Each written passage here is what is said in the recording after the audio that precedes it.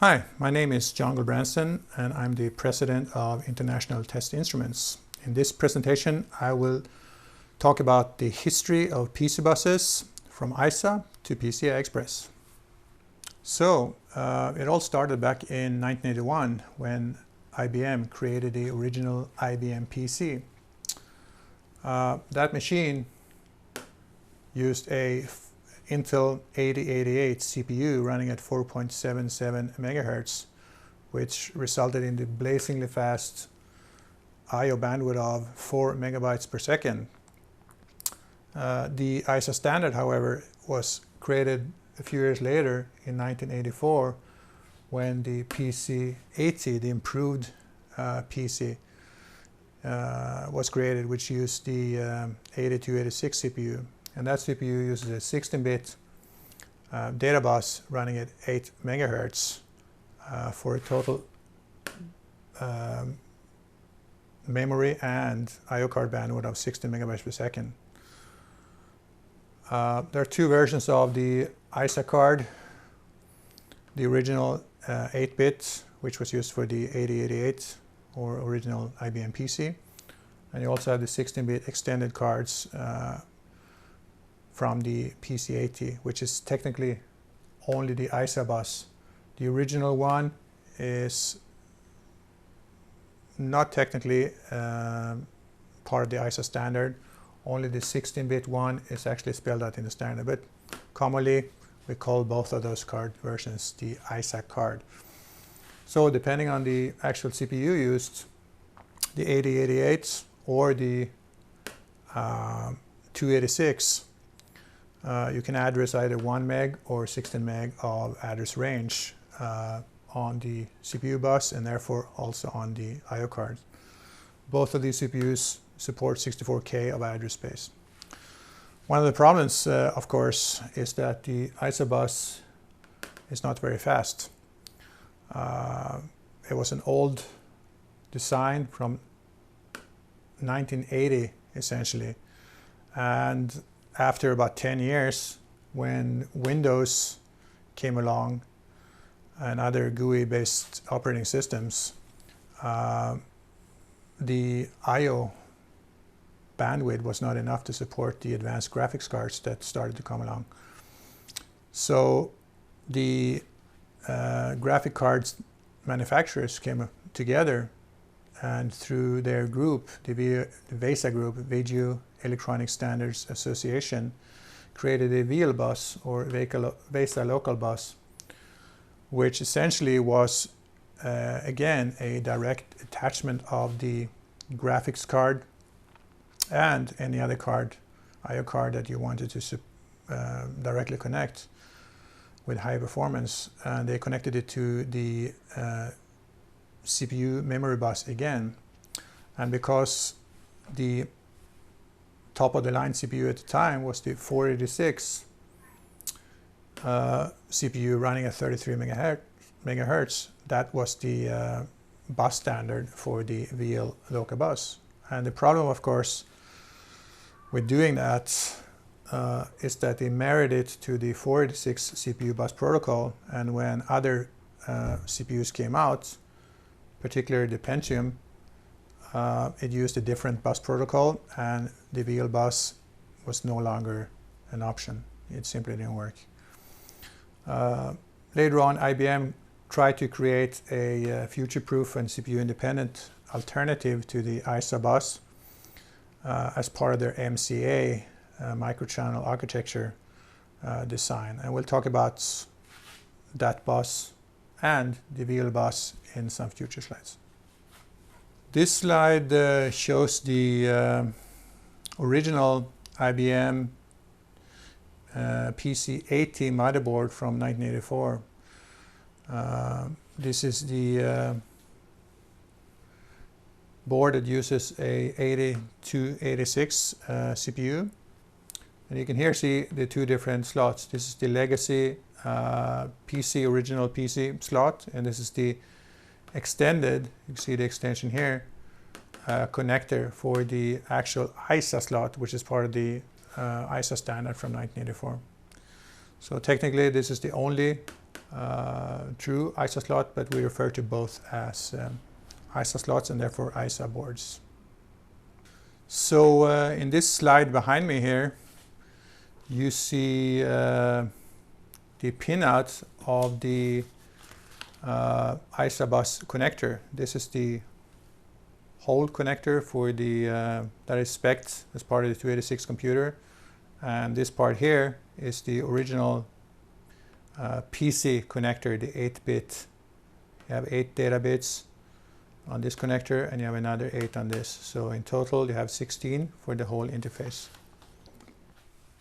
This slide shows some features of the MCA bus, or as it also is known as microchannel architecture.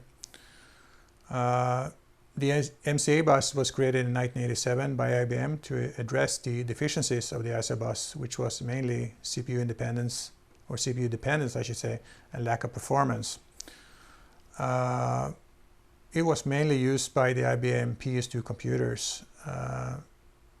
It did not become very popular because of it was not backwards compatible with existing EISA cards.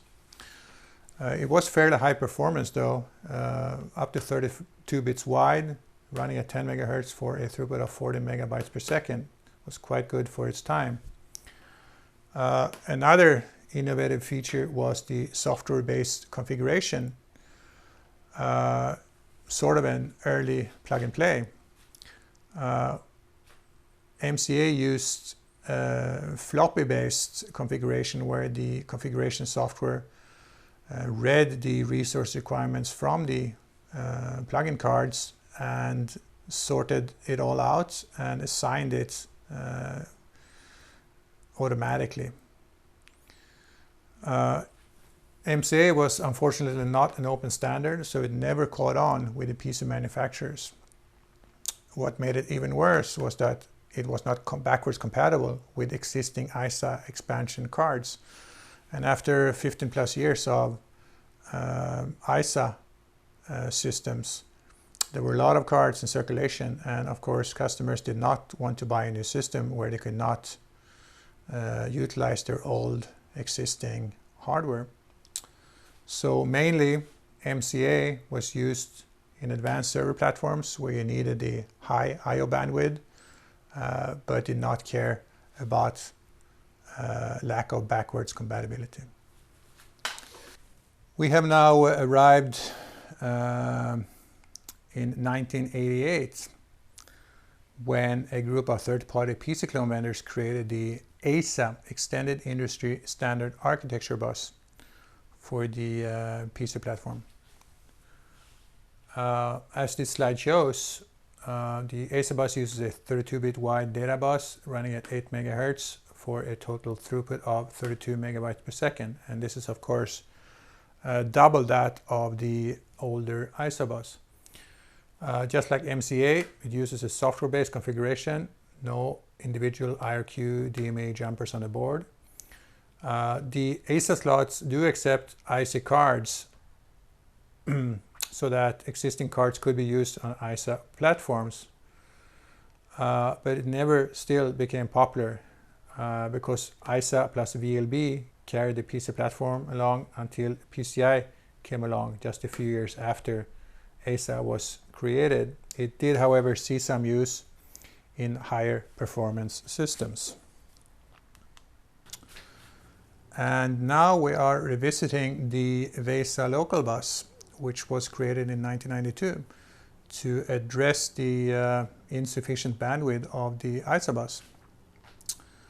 As this slide shows, the VLB runs at 33 megahertz and it has 32 data bits, which gives a bandwidth of upwards 133 megabytes per second, which is of course a huge improvement over the 16 megabytes per second available on the EISA bus.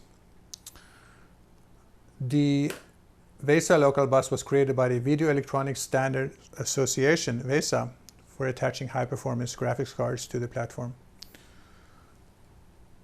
It uses a custom slot that is mounted next to the already existing 16-bit EISA slot, and this allows the VLB card to be communicated with at the same time over the both slot interfaces, and we will see some more on the next slide. Like mentioned before, the VESA Local Bus is directly tied to the 486 memory bus, which makes it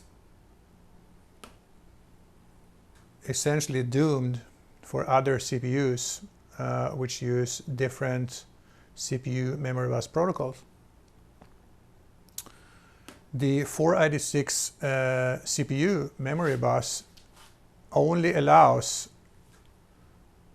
one or two loads in addition to the memory load already existing on the bus, which means you can only have one or possibly two VLB cards, otherwise you run into signal integrity issues. Another issue with the VL bus is that it's a difficult implementation for the higher frequency platforms due to signal integrity and other issues. So instability was a common problem. Also, as I mentioned before, it was possible to use the overclocked 486 DX2, 66 and 100. Well, they're not actually overclocked, they are clock multiplied on the die internally, while the external clock frequency is still 33 megahertz on the front side bus to be compatible with the VESA Local Bus. And the next slide here shows the A motherboard with an EISA slot, and here are the VESA Local Bus connectors. And again, just like MCA, looks very familiar since it's today is used in the PCI platform.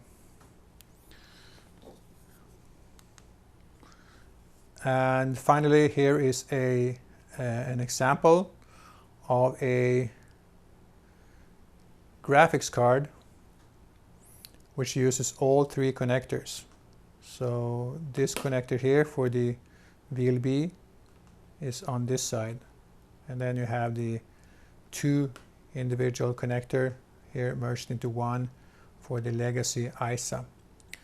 And the platform then would use this for certain communication and this for high bandwidth communication with the electronics on the board. So finally we have arrived to the PCI bus, which stands for Peripheral Component Interconnects. It was originally created by Intel for chip-to-chip communication, and therefore the Peripheral Component Interconnect name, but it was also used as an I/O bus interface, and that's how we most know it today. So like this slide shows, it was created by Intel and later part of the PCI SIG Special Interest Group to bring together best ideas from prior bus architectures.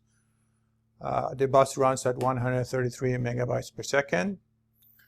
64 bits data width was supported, although not commonly implemented because of cost on the target platform. One major feature was full plug and play. And the way this works is that cards report the memory and other resources needs to the operating system.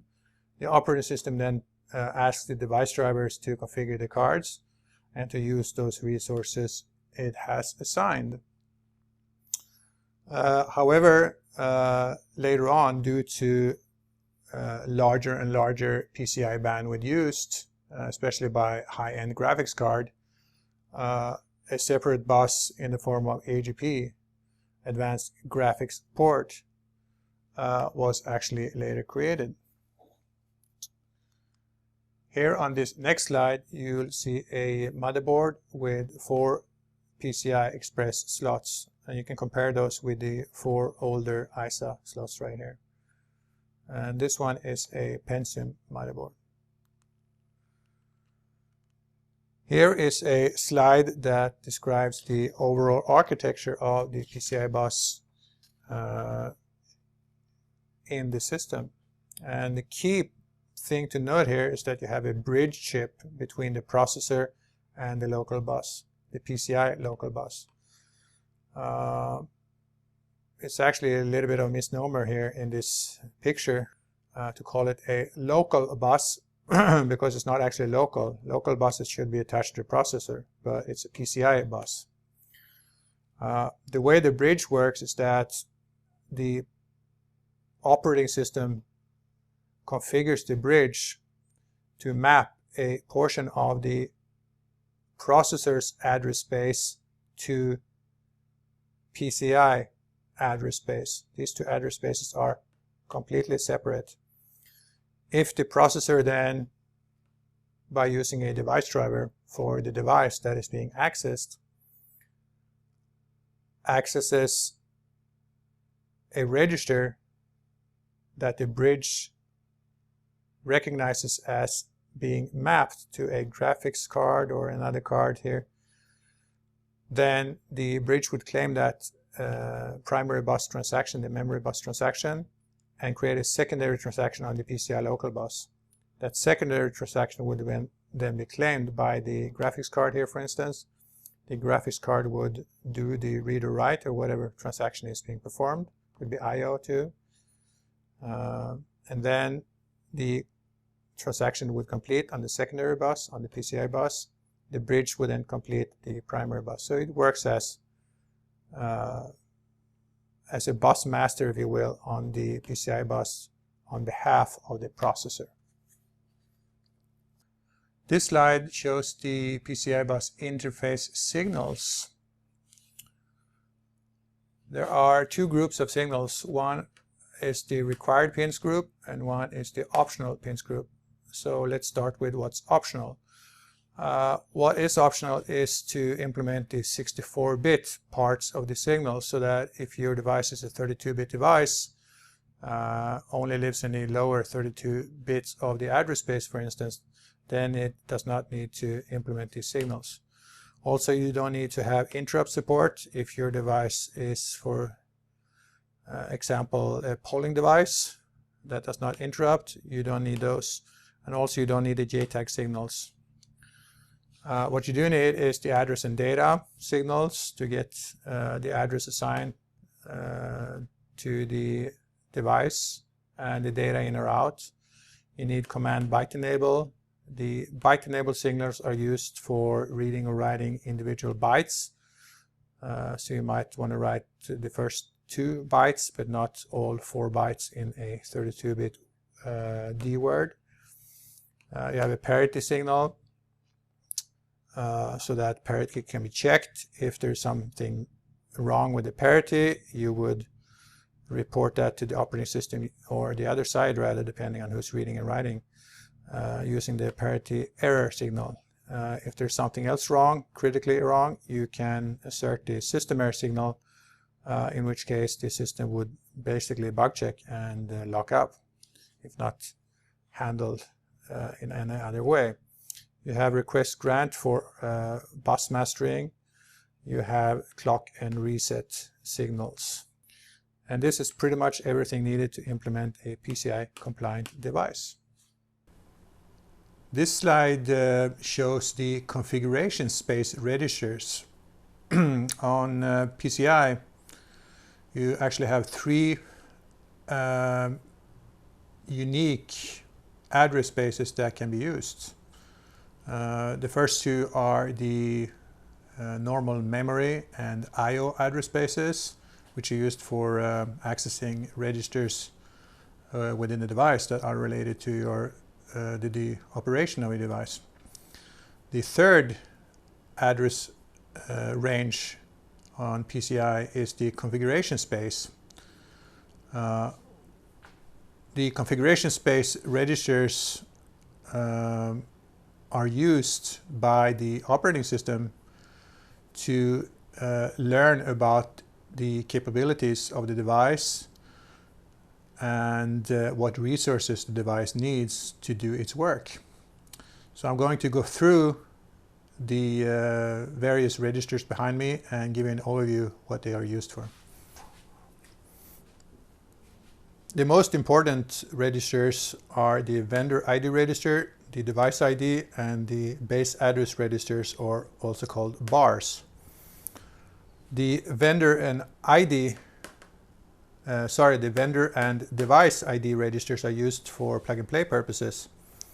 The operating system goes and reads these two registers on all devices to learn the manufacturer and what type of device it is, and based on that information it would match that with a device driver that will configure the card. The base address registers are used for letting the operating system know what memory and I/O ranges are needed by the card to do its work. So how this works is that the operating system reads the type and size required for each register bank. You might, for instance, have 4 kilobytes of I/O space, and you might have another 8 kilobytes of memory mapped space that the card needs to do its work. So the operating system goes and reads the size of it and determines a location within the overall memory space of the system, and then writes that the base of that address, and that's why it's called base address registers, the base of the start of that range within the system memory, writes it in those registers, and therefore later the operating system and device drivers will be able to learn what register addresses to write and read to access functionality within the device. The revision ID register is simply used to tell the device driver whether there are any revisions to the hardware that the driver needs to be aware of. The class code is used for standard type devices such as ID controllers or maybe VGA graphics cards, and that allows the operating system to assign operating system provided drivers, for instance standard VGA driver for a graphics card. If you do that, you don't need the exact driver supplied by the vendor. You can use a standard class driver for that particular device instead. Cache LAN size, latency timer, and built-in self-test I'm not going to talk much about. The header type is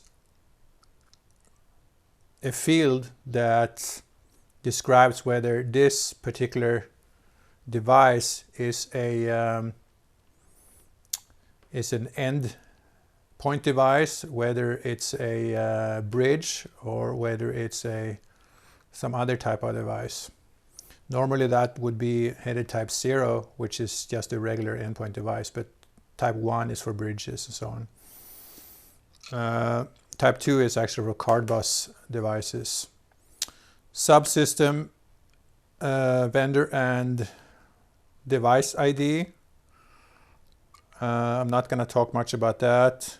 Expansion ROM base address, that's if you have a device like an Ethernet controller that you could boot from, or a disk controller with supplied ROM, then this will actually point to the location of that code further in memory beyond this header space here.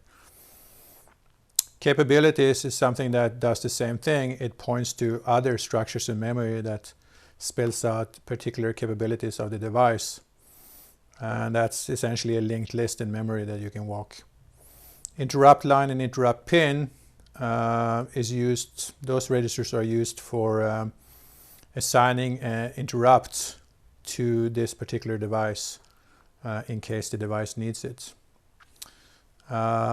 Minimum and maximum latency and min grant, max latency, that's used for bus arbitration. Essentially higher priority devices gets access to the bus sooner and so forth. I hope that gave you a little bit of overview how this works. There will be a separate presentation in the future on PCI bus and the use of the configuration space registers in more detail.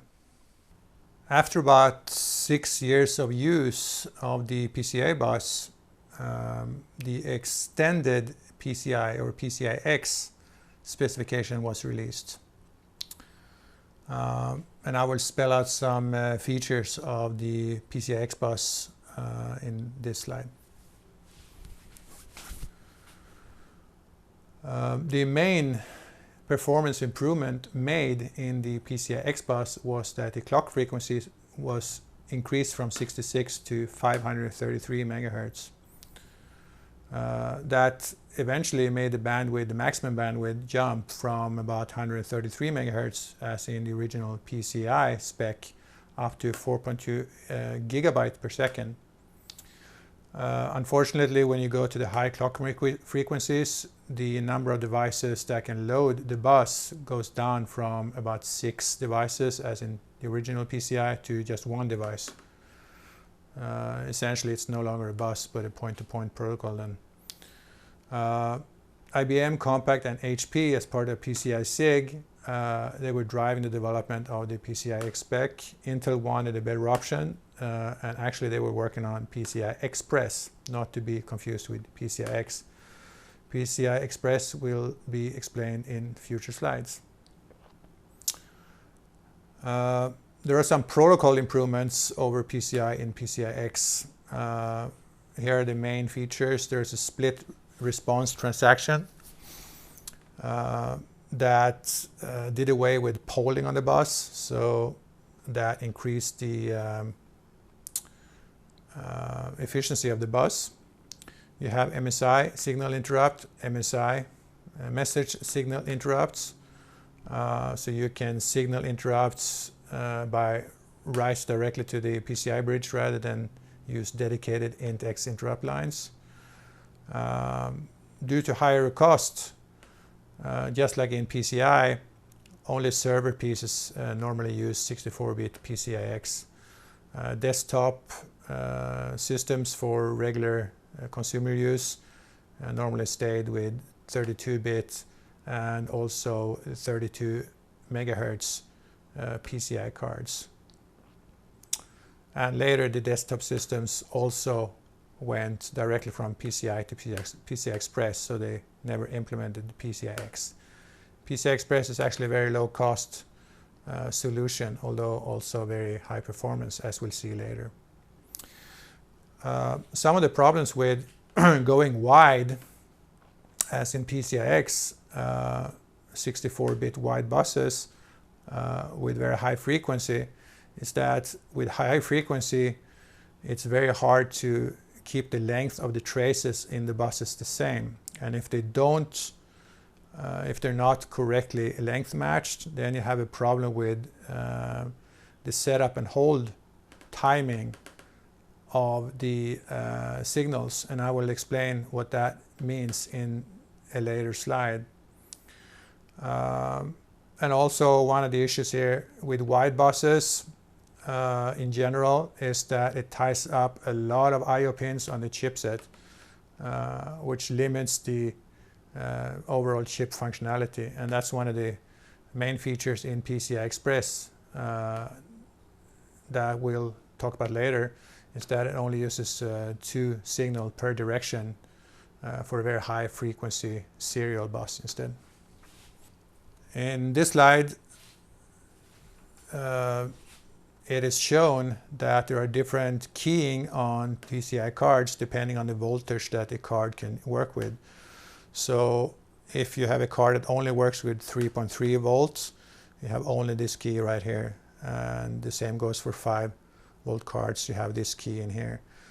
There are some cards that are universal, which means that they have dual voltage drivers and receivers, so they can work at any voltage, and you have the keying in both locations.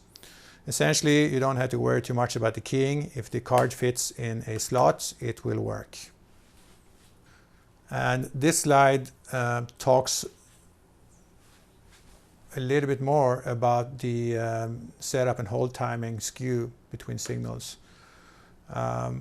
essentially this is an electrical engineering issue with digital design, which says that if you have a digital signal that you clock in a flip-flop, you have to have the signal stable within outside of the invalid voltage zone. So it either has to be a clear high or a clear low a certain time, which is the setup time from here to here before the clock signal comes around to latch the signal. And the same goes after the clock signal. The data signal has to be stable during this hold time. If you have too little setup time, too little hold time, then you will end up with a situation called metastability, and that essentially means that you don't get the logic level that you expect, and it might be random. It might actually change after some nanoseconds. Chaos will surely ensue. And finally, we have reached the year 2004, where PCI Express was introduced on the PC platform. Behind me, the slide shows some of the major features of PCI Express. Since I will cover PCI Express in depth in a separate presentation, I will just briefly give you an overview here. For the details, please see that separate PCI Express 101 presentation. So the first thing to note about PCI Express, it is actually not a bus, but a point-to-point link.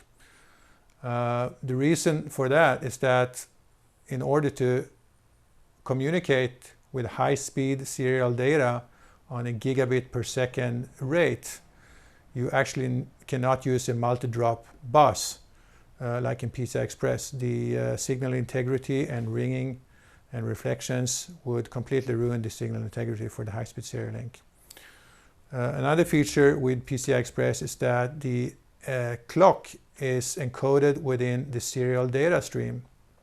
And the advantage with that is that the receiver can synchronize its local receiver clock to the same clock that was used to send the data out with.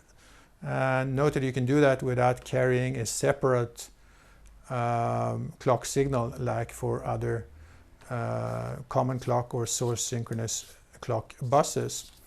And the way this is done is through a clever encoding of the data using an 8B 10B encoding algorithm, which was actually created by IBM back in 1984 and used in fiber channel and other serial link protocols. So the 8B 10B encoding was simply reused within PCI Express. It was proven and it worked well. PCI Express is software backwards compatible of the configuration space registers, which of course, as previously explained, is used by plug and play. And that means that the operating system and drivers cannot see, just by looking at the registers, that the card is a PCI Express card. It looks the same as a PCI card. Theoretically, that would mean that an operating system could boot very easily with devices that are ported to PCI Express from PCI. PCI Express is also software backwards compatible with regards to I/O and memory mapped device registers, and that means that the drivers that were created for PCI-based devices could easily be reused for PCI Express versions of those devices. And also the length matching between lanes, which I talked about with regards to setup and hold time, is very relaxed. There is separate lane-to-lane DSKU built into the receivers in hardware. This slide behind me shows how PCI Express slots look in comparison with the older PCI slots. You can see that the slots are very similar. The difference is that the PCI Express slots have a different size depending on the number of data lanes it uses.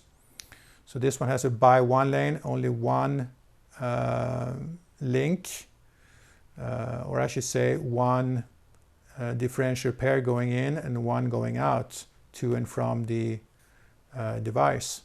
And here you have 16 pairs going in and out from and to the device. The 6x16 slot is usually used for graphics cards that want maximum bandwidth, and the by 1 slot is used for most other general purposes devices. And a by 1 slot you can transfer for Gen 1 PCI Express about 250 megabytes per second, which is plenty enough for most devices. This slide shows essentially the growth of bandwidth going all the way back to the beginning of PCI through all the versions, PCI-2, PCI-X, PCI-3, and so on. After PCI-3, there was a shift to PCI Express, of course, 1.0, 2.0, 3.0, and every single time the version number was bumped up, essentially the throughput doubled. 2.5, 5, 2010 almost doubled. PCI Express again, not quite, because of different signaling protocols. And here we see some throughput numbers for the different versions of the PCI Express bus. So you can see here again that PCI Express Gen 1 had about 250 megabytes per second throughput. Gen 2 it doubled, Gen 3 almost doubled, Gen 4 is expected again to double. It hasn't yet been released. We're now in mid 2014, so it might be released later this year or early next year. And also one point to mention about PCI Express, it has so much bandwidth that there's no need for separate AGP graphics slots on the motherboard, so it all is consolidated to a common PCI Express architecture on the motherboard. And this completes the overview of legacy PC buses. And to learn more where we left off, please see the separate presentation PCI Express 101, in which I will be covering many technical details of PCI Express and how it is very different from the parallel buses that preceded it. Thank you very much.